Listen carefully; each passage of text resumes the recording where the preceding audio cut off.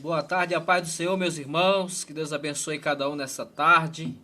Tarde abençoada de terça-feira, dia 12 de outubro, onde o Brasil comemora o Dia das Crianças. Um dia especial, né? Para os pequeninos. Que Deus abençoe cada um nesse dia. Mas eu tenho aqui uma palavra para compartilhar o meu e teu coração. Uma palavra no livro de Atos dos Apóstolos, capítulo de número 10. Diz assim: E havia em Cesareia um varão por nome Cornélio, centurião da corte chamada italiana, piedoso e temente a Deus com toda a sua casa, o qual fazia muitas esmolas ao povo e de contínuo orava a Deus. Este, quase à hora nona, que é às 3 horas do dia, viu claramente numa visão um anjo de Deus que se dirigia para ele e dizia: Cornélio. Este, fixando os olhos nele e muito atemorizado, disse: Que é, Senhor? E o anjo lhe disse: As tuas orações e as tuas esmolas têm subido para a memória diante de Deus. Agora, pois, envia homens a Jope e manda chamar a Simão, que tem por sobrenome Pedro. Este está com um certo Simão curtidor, que tem a sua casa junto do mar. Ele te dirá o que deves fazer. Vamos lá frisar aqui o versículo 6. Este está com um certo Simão curtidor, que tem a sua casa junto do mar. Ele te dirá o que deves fazer. Este está com um certo Simão curtidor, que tem a sua casa junto do mar. Ele te dirá o que deves fazer. Então, quem percebe aqui que nessa palavra está havendo uma indicação de endereço? Está havendo aqui. Está havendo um indicar de endereço aqui. Essa palavra ela vem falar de uma autoridade. Um comandante de 100 homens, uma autoridade lá da corte italiana. Esse homem, além de ser um homem temente a Deus, é piedoso, fazia caridade, dava esmola, orava. E numa bendita tarde, a Bíblia está dizendo, numa bendita tarde, às 3 da tarde, horário bíblico de o Senhor entregar revelação, horário bíblico de o Senhor falar, o Senhor enviou o anjo. E este homem, ele conseguiu ver esse anjo, porque ele fixou os olhos no anjo. Ele ficou atemorizado. Não é todo dia que anda vendo um anjo por aí, não. É para quem Deus permite. E esse homem viu. Esse homem viu o anjo. Agora, eu quero tirar aqui uma conclusão aqui da religiosidade. Olha, esse homem era da corte italiana. Esse homem ainda não estava nem batizado pelo Espírito Santo. Esse homem, ele vinha do catolicismo. Falando de religião, de religioso, esse homem, ele era da corte italiana. E quando fala essa palavra italiana, fala de quê? De Vaticano. Então, Deus enviou o seu anjo, teu anjo,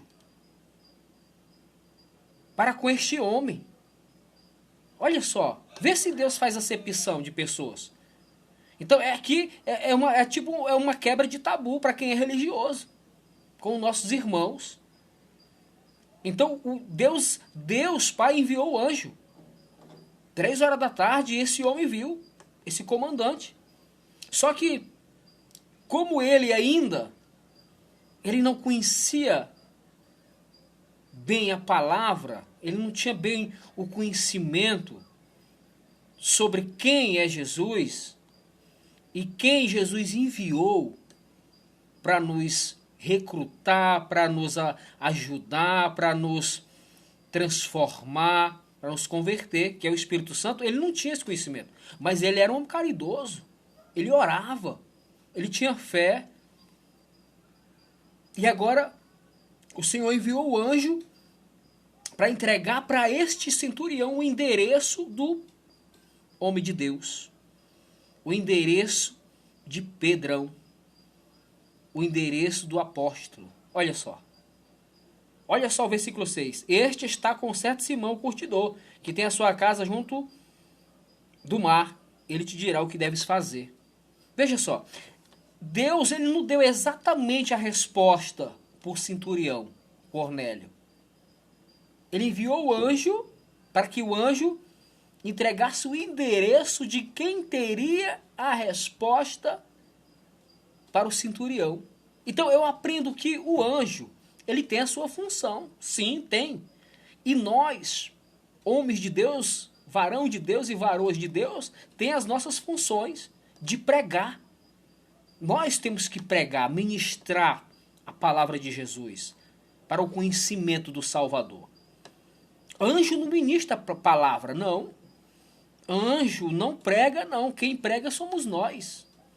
Porque senão Deus tinha enviado o anjo e tinha pregado para o centurião. Pega bem essa visão aí. Dobra a tua atenção nessa tarde. Por que o Senhor enviou o anjo para falar com Cornélio e não falou nada de Jesus? Não falou nada do Espírito Santo. Indicou só o remetente. Indicou só o endereço. Disse, vai lá, de frente à praia tem uma casa lá, e tem um certo Simão chamado, tem um homem chamado Simão Curtidor. Ele é xará de Simão Pedro. Pedro está na casa do xará dele.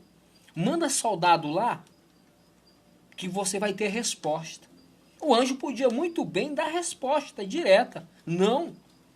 Ele indicou o homem de Deus para dar a resposta. Então quem te dá a resposta nesse YouTube, no canal missionário do Ronaldo Gadelha, é o homem de Deus. É o homem de Deus, usado pelo Espírito Santo. Anjos têm as suas funções.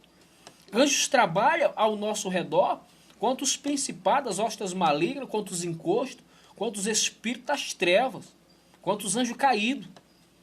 Mas o trabalho de pregar a palavra, de fazer o ID, está na minha responsa, está na tua responsa, está na responsa do crente, está na responsa do homem de Deus. Por isso eu me sinto responsável de trazer uma palavra para o teu coração, que Deus não faz acepção de pessoas, se é do catolicismo, do umbandismo, se é do budismo, se é de que seja for religião.